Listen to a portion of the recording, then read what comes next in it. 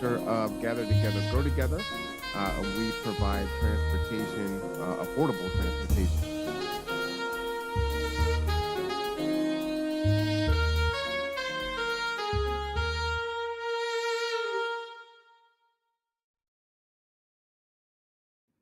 All right, all right, all right. This is the most human hour of your week. I think I got it right this time for the first time. This is Tipping Points and Puzzle Pieces. Please forgive me. I'm just getting over COVID and my cough seems to be pretty bad right now, but I really hope that you enjoyed that quick montage of Stone Soup. First annual Stone Soup, I might say. Hit the horn for that. Such a fantastic event. Um, you know, the awards, and Mark will talk a little bit about it because I want to ask him some questions now that he's seen it. He hasn't seen this, so this is a surprise for him. But just really powerful award event or recognition event, right? It's not an award event. And just important. And watching back the video, I see myself handing out business cards, so I'm making connections, and that's what it's all about, right? So it's awesome to be able to see that and to take action on that. So with no further ado, let me go ahead and bring out our illustrious co-host with the most, the man who has the plan, the man who's here when I am not, but keeps the streak alive, Mr. Olympia himself, Mark Boatwright Frost, everyone. Hey. How are you doing? I think you deserve an applause because, rain or shine, you make it. But I have just been getting beat down with this sickness. Yeah, I know. And sometimes it's not easy. So I apologize for the short shows. But I get said what needs to be said. And that's the best anyone can do. So you're here. I want to start off. You haven't seen that. What are your initial thoughts? I tried to put some good picks in there. Relief. My original thoughts were relief because you said you had a picture of me dancing you were going to show. And I did not see it. And I'm like, oh, thank goodness. Yeah, I'll save that one for another time. That will be unveiled at a time that you don't know it's coming. Oh, geez. Yeah. What else did you feel from that? It was kind of like, wow, it really happened. So much of what I do, actually, the majority of what I do, I finish it and I can't remember having done it because I'm in the middle of it. I get it done. I say what I need to say. And then I may look at something I wrote or something I did 6 months later and says, who did this? Then I realize I wrote this. Mm-hmm. It's this weird dichotomy where I don't actually remember being present in the moment doing that. And that's why it's so important to document it and capture it, right? Yeah.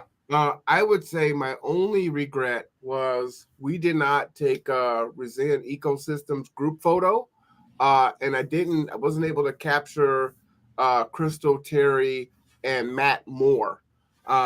There is some footage of them, and I've got to find the pictures of the displays. Oh, hey, it's working today. I have to find the pictures of the displays in the back, but it also would have been nice. We just didn't have time to have each person with the display to discuss their display and do that teaching opportunity. So maybe that's an addendum that we can add on. But we'll have it set up to do more of that next year. Yeah. But outside of that, it was great. It felt good doing the editing and watching the pictures. You saw Lisa and Martitha and many of the others, how touched and moved they were, working with, comforting Sarah as much as we can with, the issues with cups, pups, and cones. Just really great event. It was. And another moment where I just lost my thought. I just wanted to do a shout out to the other people who were there besides our team, who were dealing with soil health, who were dealing with renewable energy, who were dealing with water. Talk about it. But also we had Division of Vocational Rehabilitation there. Mm-hmm. And I worked with them many years ago. I did a lot of consulting with them. And I ended up walking away from them and a fairly large paycheck because they were not doing their job. Mm. Well, someone did the wake up call and poured a gallon of coffee over someone's head, and the new DVR is amazing. Wow. They are just they are doing it. They are a resource that needs to be known by people. If you have a disabled person, know a disabled person, or are a disabled person, and you're looking for employment or ways to make your life better and engage, they are people that have resources to do that, and they are focused on doing that now. And so you're going to see a lot more of their stuff on our page. I'm making Jay, their local supervisor, a admin on the page so that he can keep people apprised of the events that they're going to be at. Nice. Okay. Pretty cool. Also, public health, and Deanne Jackson was there talking about addiction prevention, something that in this county we need to pay a lot more attention to. And we are working with her to try and determine how the neighborhood gardens would fall into supporting the addiction prevention. So we'll look for more of that on our page and on these podcasts as we move forward. I want to thank them for being there, and I want to thank Marwan specifically for being there, putting together a go bag and talking to people about how that pieces together. So I wanted to do a shout out for them, and a big shout out for Chef Chris Now, who again outdid himself with these magnificent soups he made. So, I can't hear that. So All right. The audience can. okay. Well then, good. You knew what I was doing. We've been doing Yeah. this long enough. He's like, Yeah. I can't hear it. I know what's happening right now. I do. Awesome. So it was a great event. But to go back to the theme of today's show, it's planting seeds. The reason we recognize people for going above and beyond and being human is because, unfortunately, it doesn't happen very often in our world of corporations, of planned obsolescence, of money over people every single time. When you find somebody who does the wonderful job moving forward, it's so much. They need recognition. They need support. We need to plant the seed that this is who we want to have doing business with us. Mhm. And so that was our goal for this and the goal moving forward. And it's appropriate that it's in February because February in the agricultural calendar is when you plant seeds and start the starts for your food that you're going to be planting in the ground in March and April. You know, it's interesting. I was just telling someone before we went live that in a lot of ways, based on your statement, this is the counter narrative, right?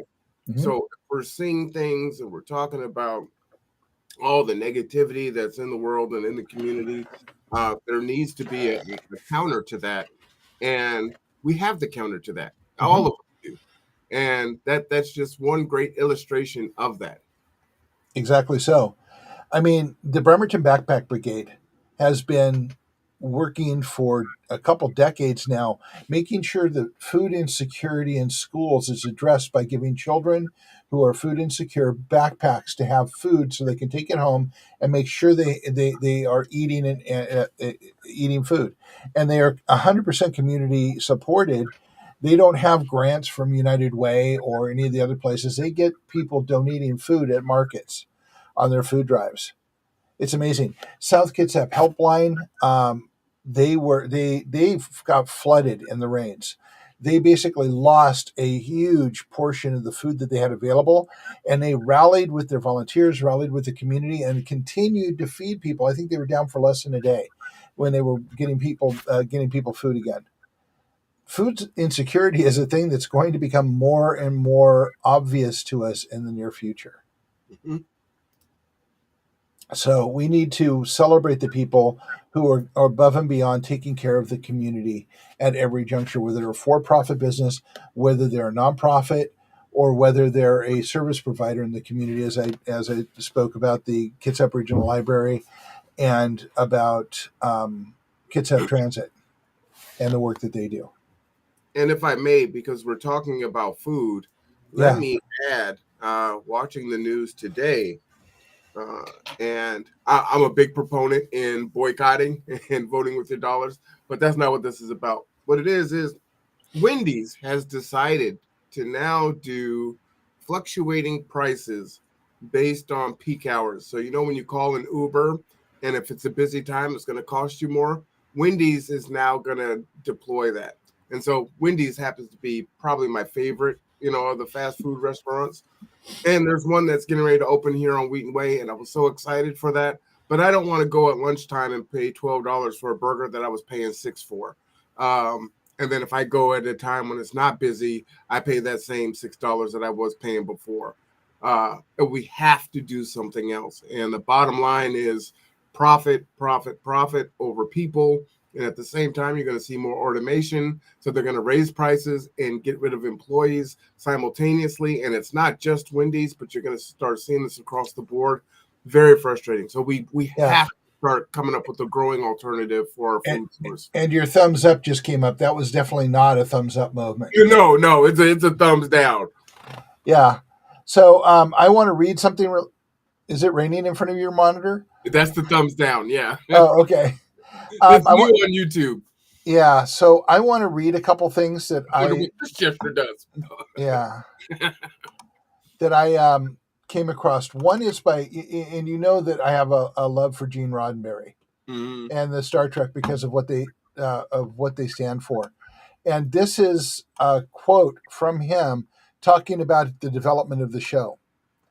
Star Trek was an attempt to say that humanity will reach maturity and wisdom on the day that it begins not just to tolerate, but to take special delight in differences in ideas, differences in people, If we cannot learn to actually enjoy those small differences, to take a positive delight in the small differences between our own kind here on this planet, then we do not deserve to go out into space and meet the diversity that is almost certainly there. So the first step in us expanding our humanity is to be embracing diversity, to learn that we have far more in common than we have differences, and that the differences are so small that we will find we spend far too much time on them. Now, on the same vein, this is a line from Jean-Luc Picard in TNG, I think, The Next Generation, that I think says what the point of view from the future is looking back at where we are now.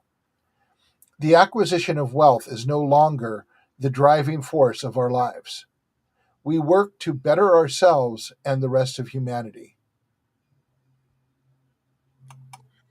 Wouldn't that be something? Well, and then today's word posted on the Kitsap Resiliency page is impossible. Oh, hey, today's word. Today's word is impossible. And the reason it's impossible, because what was impossible in the 1600s, the 1700s, the 1800s, the 1900s is no longer impossible. Impossible is a moment in time when we are unable. It does not mean it cannot be done.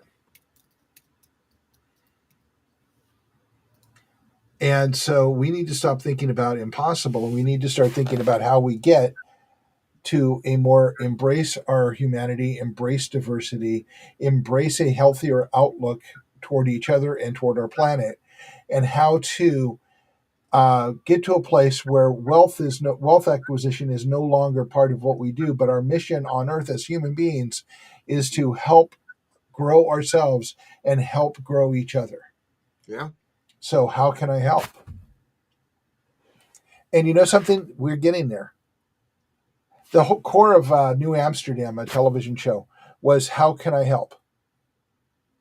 That was the whole motto of the show, was how can I help?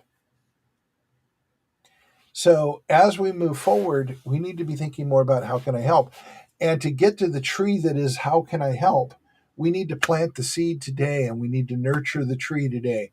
We need to bring the branches of people in today to help grow that tree. Mm-hmm.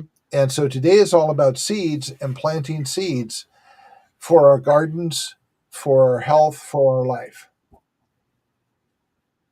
And that's what we need to be doing. So in the spirit of Stone Soup, we will be holding 2 more events in the next 2 months. One will be a gardening event where we will be, I am hopeful that we will have a very short, like 1 or 2 page document to hand out to people that will help them be successful in planting their seeds and growing some plants, whether they're herbs because you don't have room for a garden and just have or window herbs, or to actually plant a garden.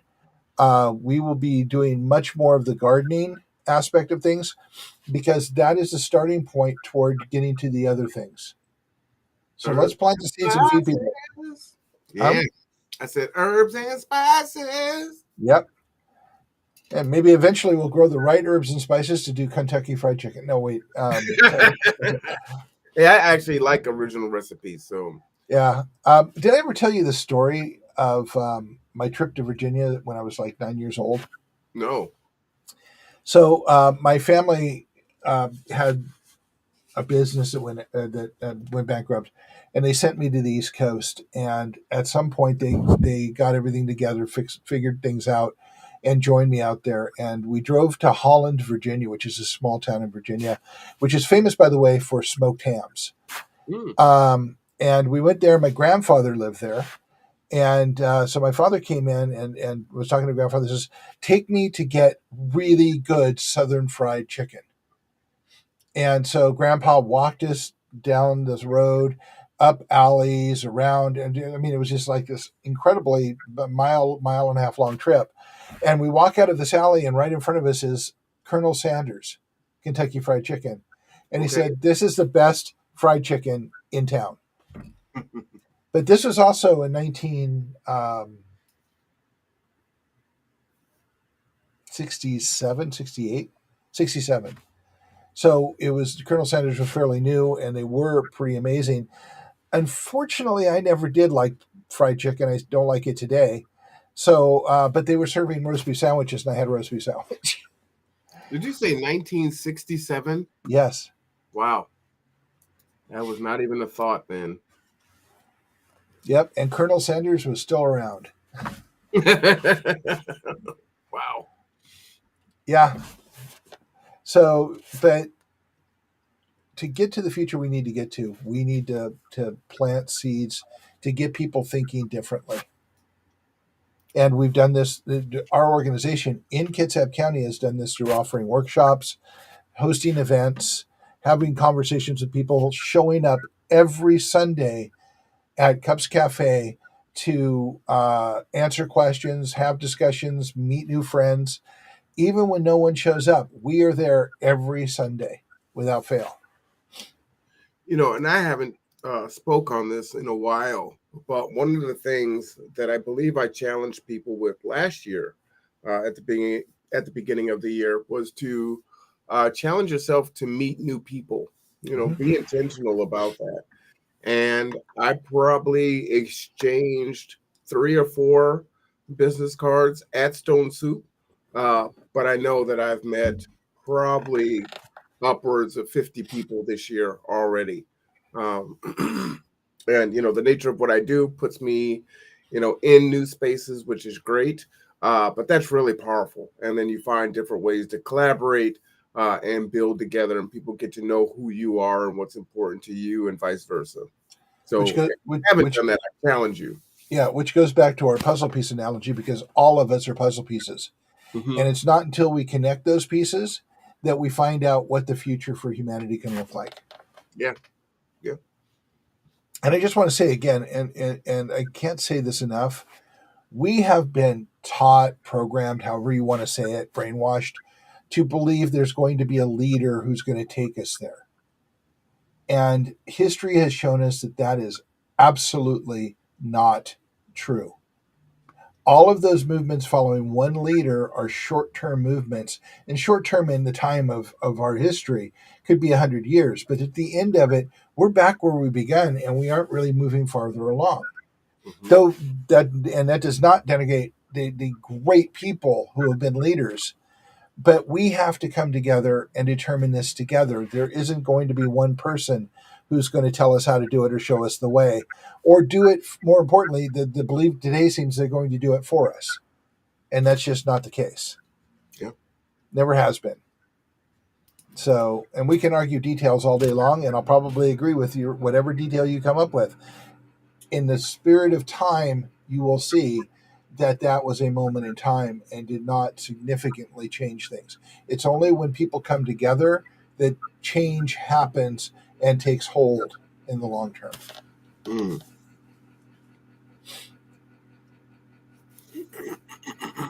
So, as I say, today is all about planting seeds. I will say one story I wanted to share is that a young lady who was at Stone Soup, Uh-huh. who recently moved to the area. I was at Cups Cafe on a Saturday morning, stopping in quickly to grab some coffee on the way to another meeting I was doing.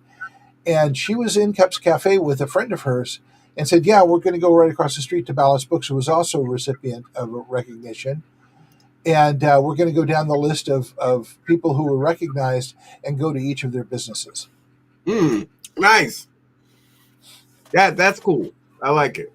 Yeah, so planting seeds. That's what we all need to be doing. And planting seeds for positive things, not negative things. If you're planting a seed of hate or of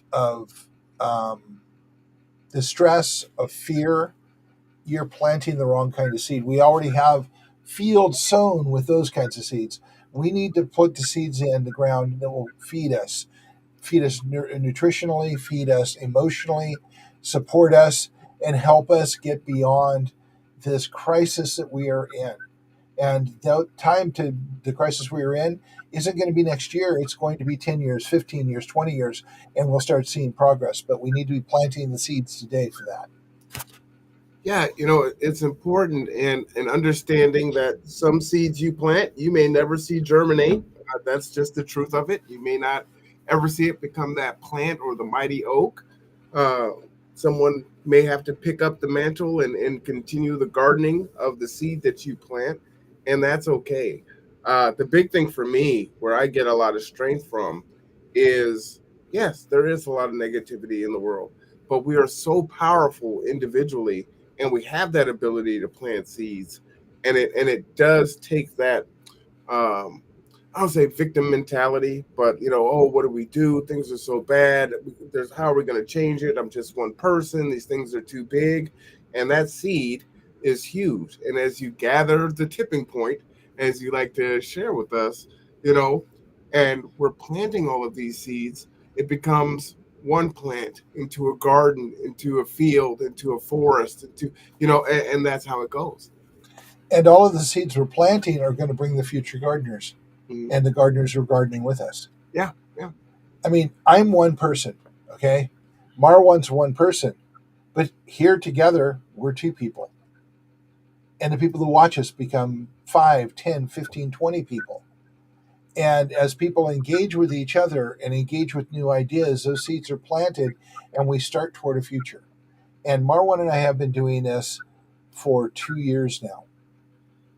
And Crazy. We've been doing it every week for 2 years, and we have planted thousands and thousands of seeds, which are now germinating and growing.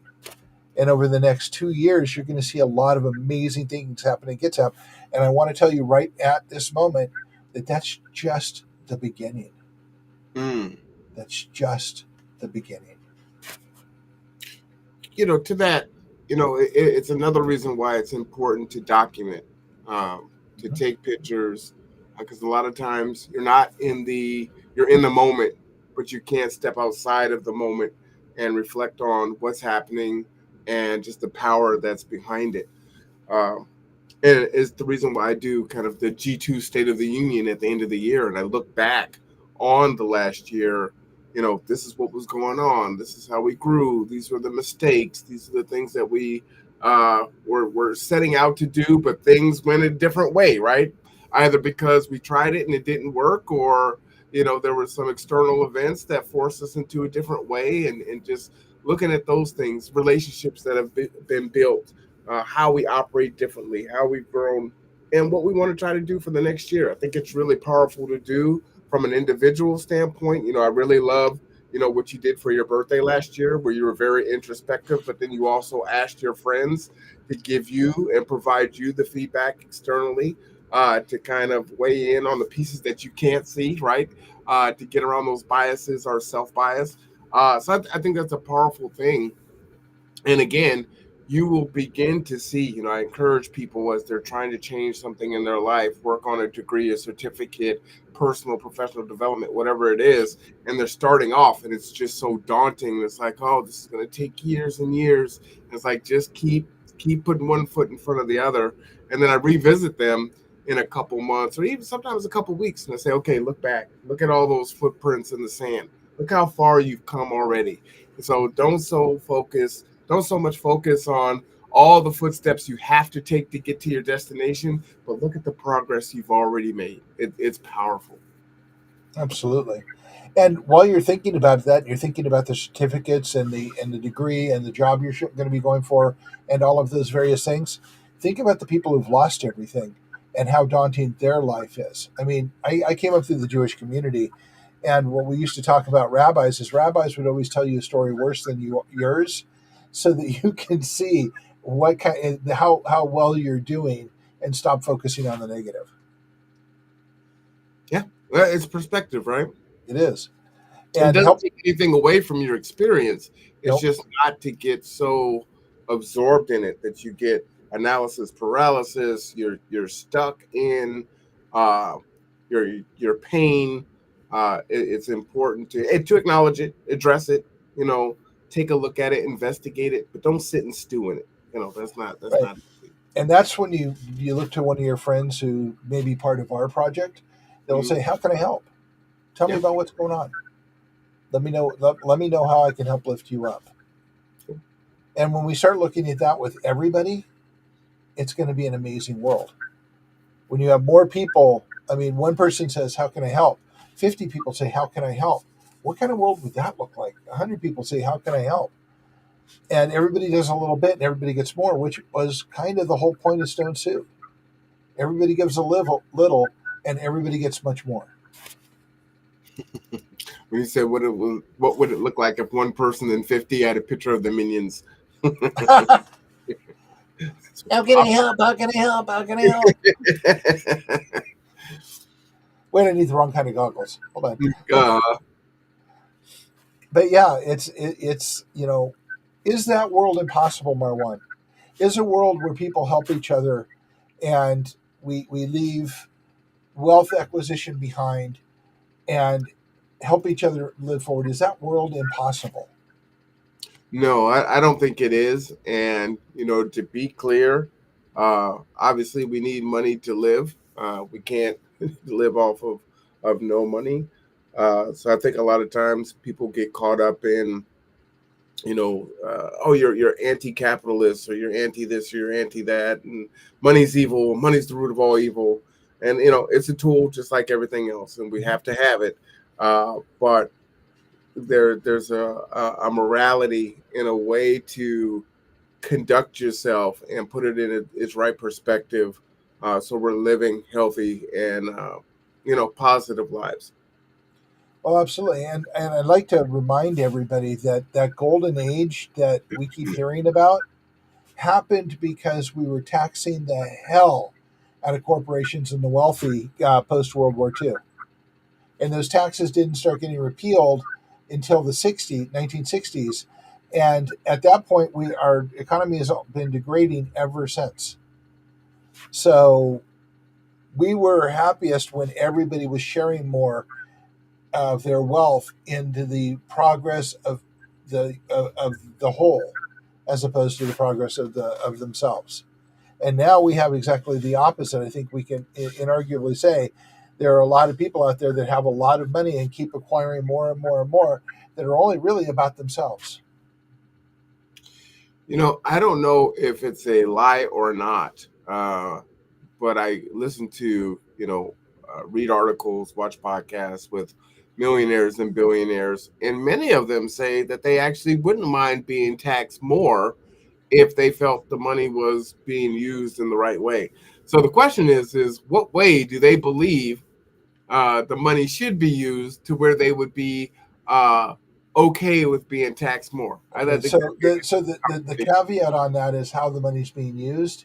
It's actually being written by their publicists, but there are people like Warren Buffett and Nick Hanauer over in Seattle say tax me more. Mhm. They don't put a caveat on it. They say tax us more. We need to be taxing that. There's actually, I think I read an article recently, 1,200 billionaires, millionaires, high millionaires, billionaires are saying, you need to tax us more.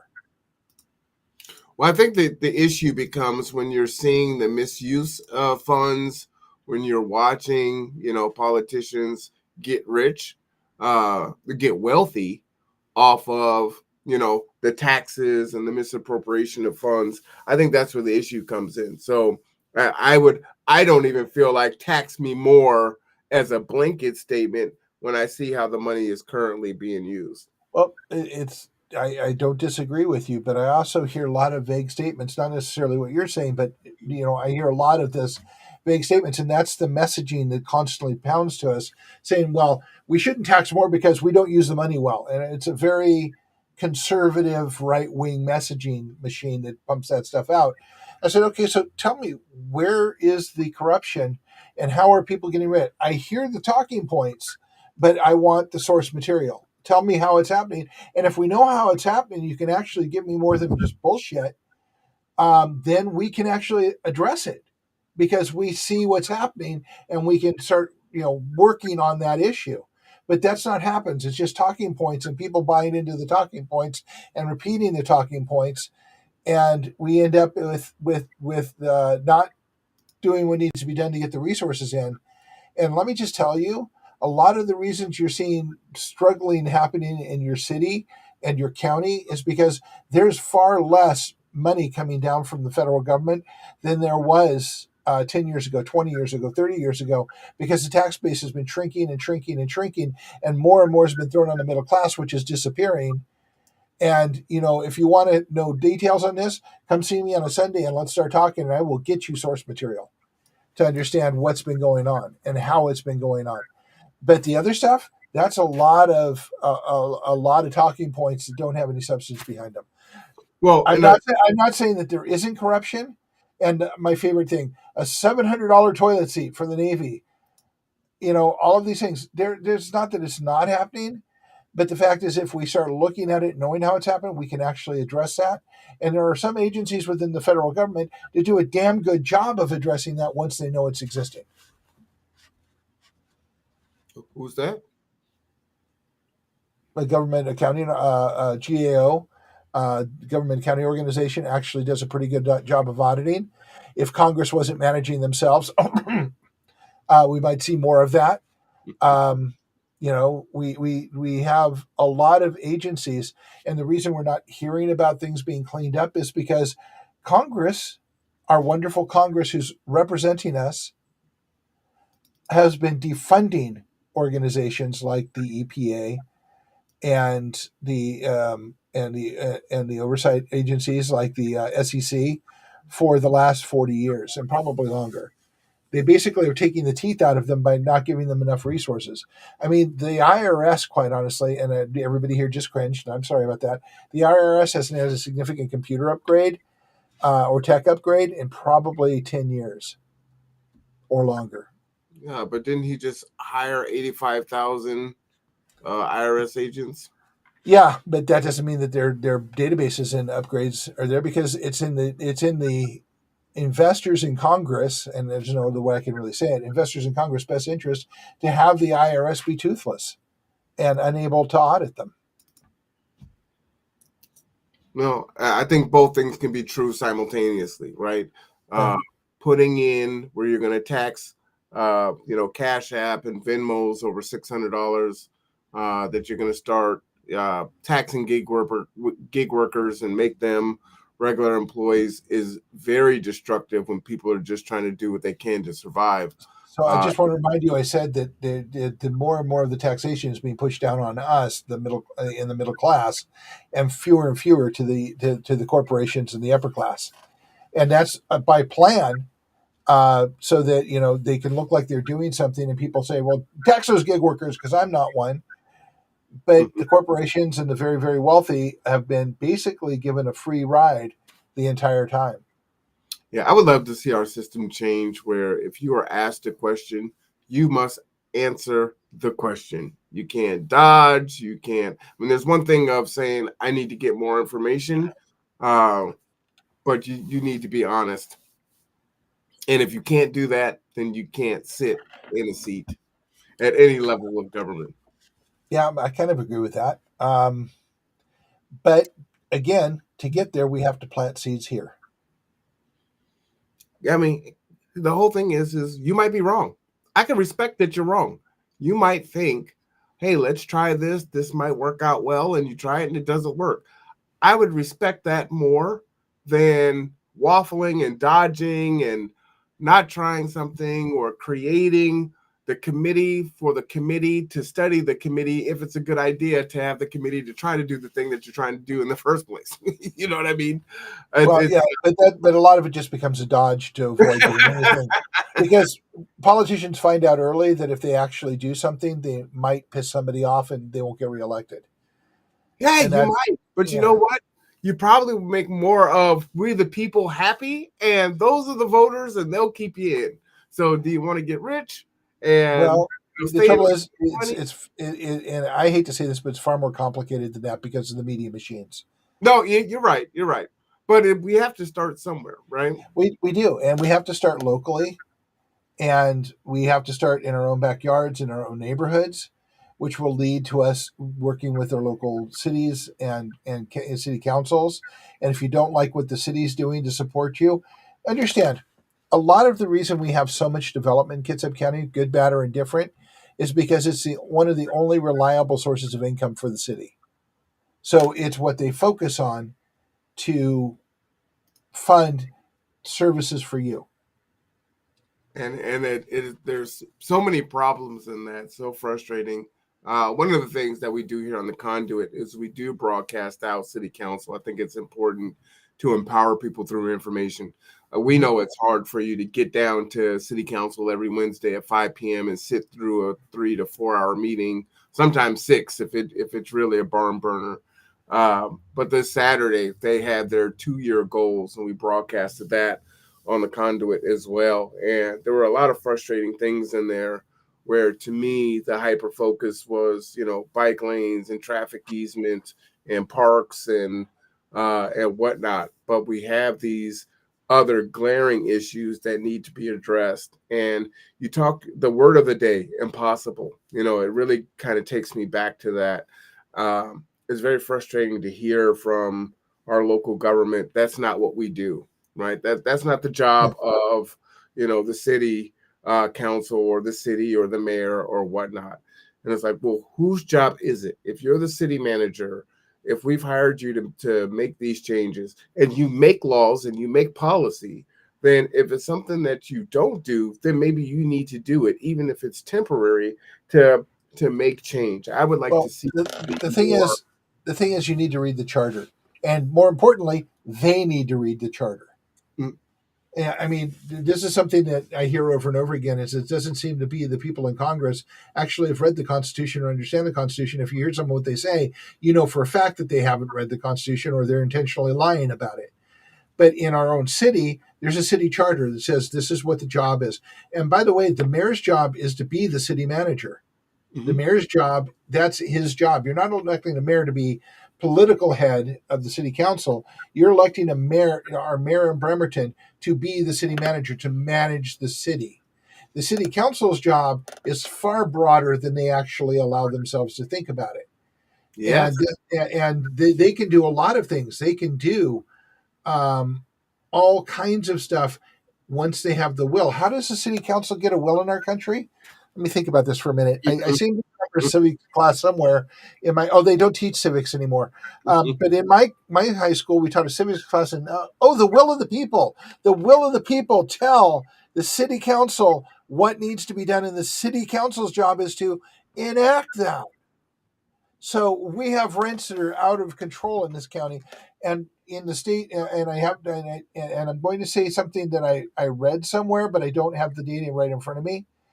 Is that there is a caveat in the state of Washington's Constitution that prevents rent control. And I have not read it, so I don't know the breadth of it. But in this world of Kitsap County of skyrocketing rents and people losing their homes. Can we say homeless? Because they can no longer afford to pay the rents because there aren't enough jobs in Kitsap County, and there aren't enough jobs anywhere to pay high enough for the people wanting to make more and more money to be sated. Mhm. But we need to be able to approach somewhere. So if we can't have rent control, first of all, I think there should be a movement to amend the Constitution in Washington State to take that out, because I think rent control is now being seen as very important. But I think what we need to do is zone in this city, saying you cannot build here if the rents are above this. Well, the problem is and what they were saying on Saturday is that the developers will not build unless they get these really nice tax breaks, and they want to build what they want to build. And so in there, the requirement would be to make 20% affordable. So if you create a 5-unit dwelling, one dwelling is affordable. The rest don't have to be, That's and that called. doesn't address the issue. Can I tell you the word that goes along with that, since we're talking about words of the day? Go ahead. That's called extortion. We won't build. Well, you know something? We have a lot of builders here that don't get used to build those houses. And maybe we need to start finding a way to fund them to build the homes we need to have here. And that's the part that's frustrating, right? Because what we hear back is it's impossible. The city doesn't do this. They won't build unless you do this, right? Well, then we need city council people. So we need to do something different, right? Yep. We are operating in these parameters, and we're watching the world change. We're watching our city change. Well, let's just focus on the city. We're watching our city change, and we're saying, well, we can't. There's nothing we can do. We just have to operate within this. Giving them the tax break, having that requirement, it's like it needs to be flipped on its head. 80% of those units should be affordable, right? It should be an honor for you to be able to build here. Maybe there needs to be a cap on ROI, return on investment.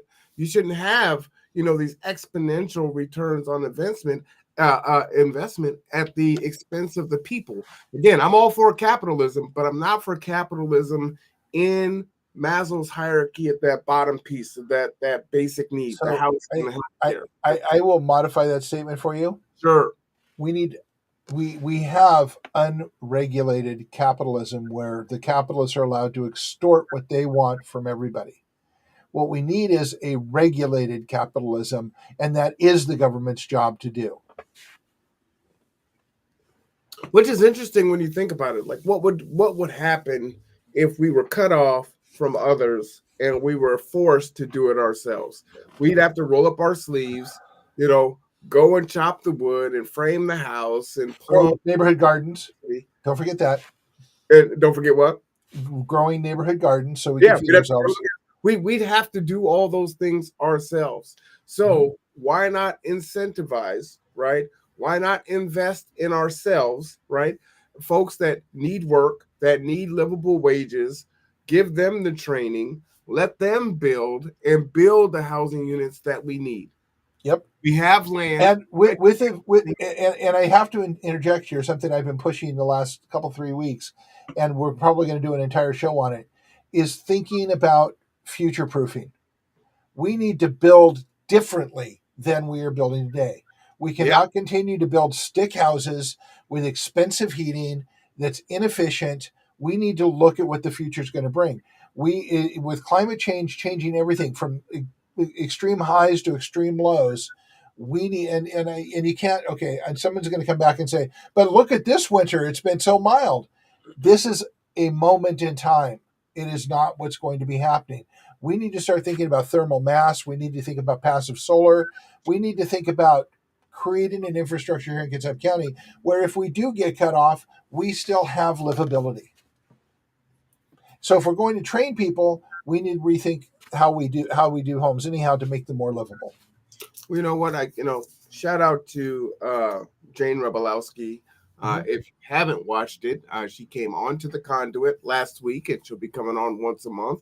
I think that's important, right? I lost to her running for city council, So it's not a situation where like I'm not going to have her on and we're not going to have a conversation. She is the city council person for this district, for this neighborhood. And so we need to have a relationship and be able to have two-way dialogue. And she came on and she shared a lot of information. That's why I'm able to talk more articulate than maybe I would have been 2 weeks ago about the direction they're going in, and informed us that they were doing their 2-year goal planning on Saturday. And so I encourage people to tune into that. Submit your questions. You can submit them here on Tipping Points. We'll send them over to Jane. You can counsel, send it straight to Jane at City Council. She has monthly meetings. And the reason why I'm saying that is, again, it is we the people. And the change is going to happen by people bringing their voice. And the most voices typically wins. And right now, our voice isn't being heard. And I say ours is our collective tipping points and puzzle pieces. Our collective voice isn't being heard. That we can do in 2024. And that might seem like a really small and insignificant thing, but I promise you that is probably the biggest thing that we can do is bring our voice, is literally showing up in that way. The decisions are made by those who show up. Yeah, really. So much so. And they reflect that. If you listen to a city council meeting, they'll say, hey, I heard from my constituents, we need to have, a bike lane, or we need, traffic easement over here, or we need XYZ, we need this park, or we need this cleaned up, right? It's the people that said, don't feel like you're a squeaky wheel. Don't feel like you're complaining. Just state what's going on. Hey, my street is dark. I need a light here, whatever the case may be. Just activate in that way. And if we do it together, we'll see the change. Because I think we can even change that, right? It should be an honor for you to build something that is going to stand in this city for 60, 70, 80 years. And we flip it on its head. And someone has to do it. At some point, we have to say it's not impossible. We're going to try. We're going to do something else. And it is the will of the people. Bring your puzzle piece. AI, it's here. Yeah, it's here. So bring your puzzle piece and come join us on Sunday. Talk to us. Watch this show. Comment on it. We will happily engage on the show. We will engage on Sunday mornings at the Cups Cafe for the Pacific. We can bring our pieces to the table and start listening to each other and talking to each other and finding out the things we have in common. And then we take that to the city council with 100 people and they will listen. And we become the squeaky wheel that makes the change. And we do it in a polite and engaged way. So yeah, you want a different future? Show up. Yeah. For sure. So yeah. Something I was trying to find to share. I don't think I can find it fast enough. Oh, it's just a great saying. She's got too many on here. I can't find it. So while he's looking at that, I want you guys to here's a challenge for you. I want you to get up and I want you to look in the mirror in the morning before you brush your teeth or after you brush your teeth. And I want you to look yourself in the eye and I want you to say, how can I help? How can I help? And I want you to say it to yourself because you can help yourself by asking yourself that question. Lots of thoughts will come to your head and that will help you clarify how to make the next step sometimes. So I challenge you to ask yourself, how can I help? And I challenge you that once a week, ask somebody else, how can I help you? And that's a game changer right there. It's planting a seed. It's reprogramming you to engage more with people around you. And it will start reprogramming other people to engage with their community. And this is how you plant seeds that change the future. And again, we are looking, and you're going to see a wanted poster come up on Kitsap Resiliency Project page probably next week. It's going to say, wanted, people who want to change the world, who want to engage with their neighbors, people who are willing to learn a different way of connecting. And we want you to come to us and talk to us. And we will schedule training sessions and we will schedule workshops and we will do everything we can to support you engaging with your neighborhood and starting a garden together and then going from there. Yeah, I just wanted to share this. Okay. Okay, that's better. I think that might be okay. All right. Hold on, I just need to read this really quick. No, maybe I shouldn't share that. I just, it's a chat, so I don't know if I have permission to share that, and it's sensitive. But here was the profits by companies in 2023. Shout out to Maria Fergus. Heinz 8.9 billion, Exxon 9.1, Delta 4.6, Amazon almost 10 billion, Apple 97 billion, Tesla 13 billion, Verizon 78 billion, Albertsons 21 billion. All these billions, right? Now here it's hashtag tax the rich. Starbucks made 24 billion in profits in 2023, which it could give each of its 400,000 employees a $11,000 raise, and it would still have 11 billion in profit.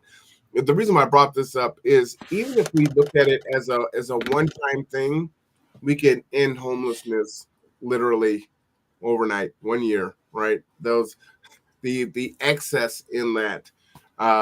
Say, hey, you can take a one-time hit, you're going to have 2 billion in profits, or you're going to take a 20%, just make it standardized no matter what your overage is.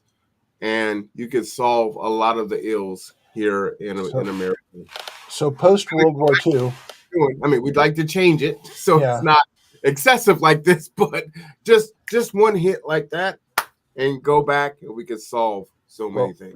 Going back to the golden age, post World War II, we were taxing corporations up to 90% of their profits.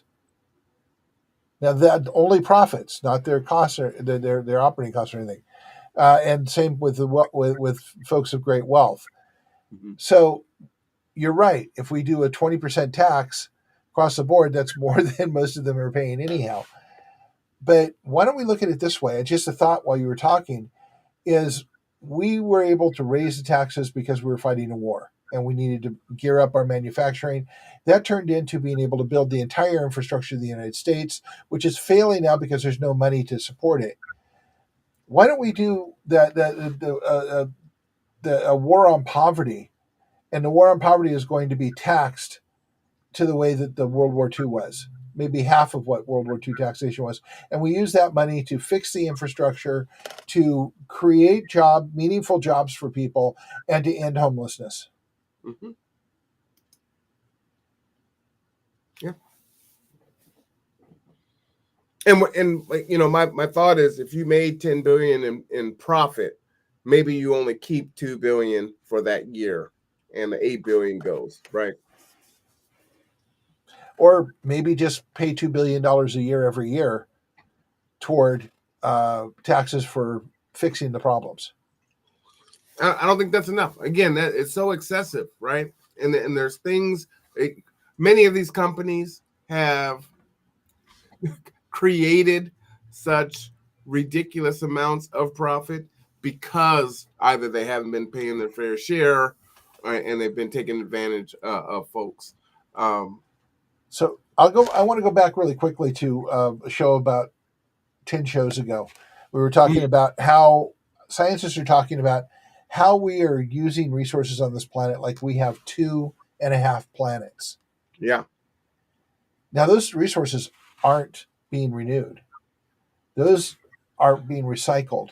They are lost into landfill and lost into waste streams, lost into the ocean depths, and destroying our environment.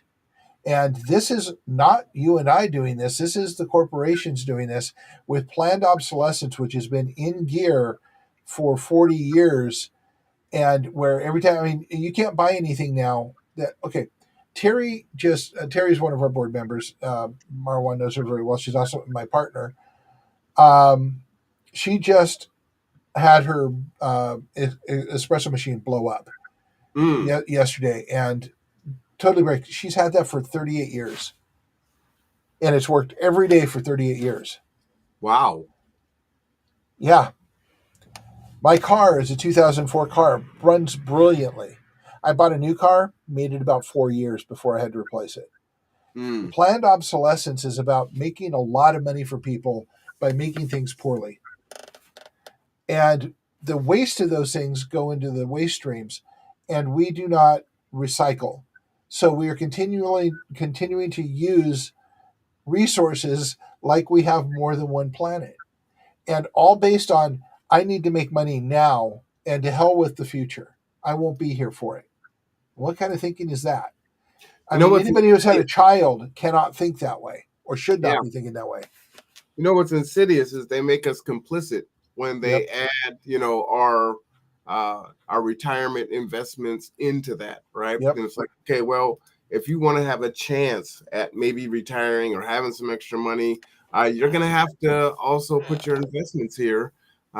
So that it's man, the system is so broken. Yeah, it is. So slick too. That's slick. Yeah, I know, and it's been going on for a long time, and it keeps getting refined. And when the information age happened, it accelerated. Mhm. And the reason we're seeing the problems today and are so aware of them and overwhelmed by them is because the information age has brought them into our viewpoint on almost a daily basis. So their messaging, the messaging to continue the process is constant, but this visual of the problems created by it are also constant. So it's time to plant some seeds, time to come together, time to find some clarity, and time to take some action. And I think we're at our time, so I'm gonna. Well, I was going to say the first chance that you can take some action is tonight. You go watch City Council here on the Conduit. On Sunday, you can have a dirty chai. Man, I wish they would make like have our own little signature drinks. The purple dirty chai. What But would they put in grape juice? grape juice. Join us for coffee and conversation on Sunday, 10 a.m. at Cups Cafe on 4th and Pacific. Parking downtown is free on the weekends. Really great conversation. The fireplace isn't on right now, so that's kind of sad. I love that fireplace. So Reach over and push the button. That's all you have to do. you know all I need to do? Yeah. Oh, okay. Well, I don't know if I have permission to do that, but I had a couple meetings in there the last break before I was sick, and it's like, oh, I wish the fireplace was on, but it's a great meeting place. They have the nice little sofas. You can sit up high. I believe they have Wi-Fi in there. Yes, they do. There's outlets. And great staff in there. Good place to have a meeting or just chill out with the book. You can sit in the windowsill if you can get it. But come in and meet Mark and Terry and everyone else that shows up there on Sundays and have that conversation and start making that difference. We're going into March. It's not too late. The only way it's too late is if you don't start. So right on time. Let's see you Sunday. And keep tuned because we've got a lot of garden news coming up in the near future. And we are working on an event that will be happening in late April that I think everyone will be pretty excited about. So it's not stone soup, but it's going to be pretty good. I know. Well, I know I am. And I think what would be awesome is we should have crop for second annual Stone Soup, right? Yeah. Yeah. Yep. We will be working for that, and we will be moving forward in that. Also, I wanted to point out the Cups Cafe is a recipient of recognition as a community champion. So definitely support them. Yeah. And right across the hall from them is Ballast Books. Independent bookstores need to be supported because they are the last bastion of the ability to get thoughts from a broad range of people as opposed to what is shoved down your throat at mass bookstores. There's a record shop in there too. So yep, there is cool. Indeed. It's a cool little place. Head on in there. Yeah, and then there's Ashley's Pub downstairs, which is a little unique. I don't know if you've ever been in there, Marwan, but Ashley's Pub has bookshelves full of games, and the whole point is you go down there and grab a beer and a game and sit down with your friends and play a game while you're at the pub. Oh, really? Yeah. No, it is true community. Okay. So yeah, Ashley's Pub is very cool. So that corner of 4th and Pacific has got a lot of stuff going on. There are some great businesses in there and around there. Collective Visions, a artist collective, is right across the street. And there is Blue Sky Hobbies down the street. It's a great place. You should walk around there. Fritz is down there. Best Mhm. French fries in town. Good burger, So, folks. yep. And so be part of the tipping point. Be a part of the puzzle. Bring your pieces. Come meet with us. Come talk to us. And let's change the world together. And the word of the day is impossible.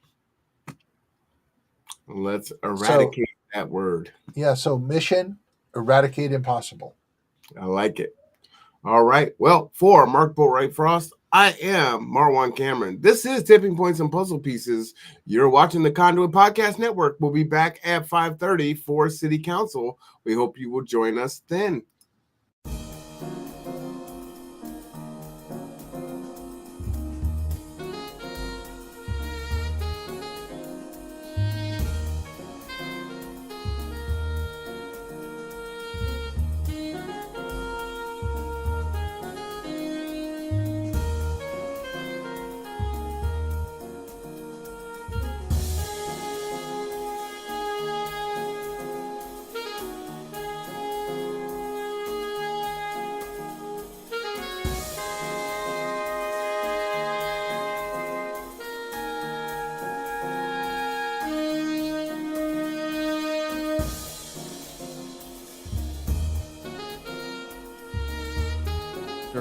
Gather together, grow together.